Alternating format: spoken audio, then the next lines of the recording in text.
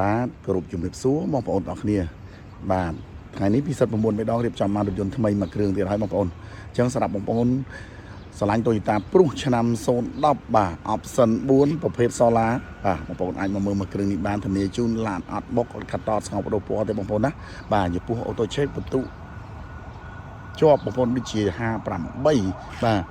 បាទចំពោះចង្គៀងគុជទាំងលើទាំងក្រោមបាទចំពោះស្លាកលេខគឺភ្នំពេញ 2BZ បងប្អូនណាបាទអញ្ចឹងសម្រាប់បងប្អូនស្រឡាញ់ Prius option 4បាទប្រភេទ solar បើកដំបូលបាទបងប្អូនអាចមកមើលមួយគ្រឿងនេះបានធានាជូនឡានអត់បុកអត់កាត់តអត់ស្ងោប្រពណ៌ទេបងប្អូនណាបាទធានាជូនឡានអត់ច្រេះឯកសារគ្រប់កាត់ពីម្ចាស់ដើមផ្ទាល់តែម្ដងបាទអញ្ចឹងសម្រាប់បងប្អូនមានចំណាប់អារម្មណ៍ស្រឡាញ់ Toyota Prius ឆ្នាំ010ពណ៌សបាទបងប្អូនអាចមកមើលមួយគ្រឿងនេះបានធានាជូនឡាននៅសំណុំឡានអាគុយ ABS នៅដំណើរការអេមបងប្អូនណាបាទបងប្អូនមើលមកជុំបាទធានាជូនថានៅថ្មីតែម្ដងបងប្អូនណាគុជលើគុជក្រោមអូខេឥឡូវបងប្អូនមើលគ្រឿងក្នុងមួយខ្ញុំតិចបាទមួយគ្រឿងនេះជាប្រភេទគ្រឿងក្នុងពណ៌ប្រផេះបាទ JBL បាទប្រភេទបើកដំណូ solar បាទ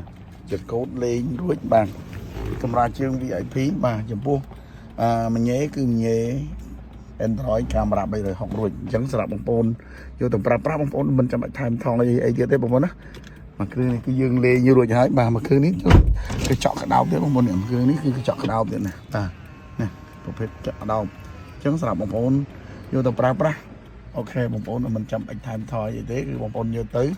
ចាក់តសាំងជីតែម្ដងបាទប្រភេទសន្សំសំចៃបាទ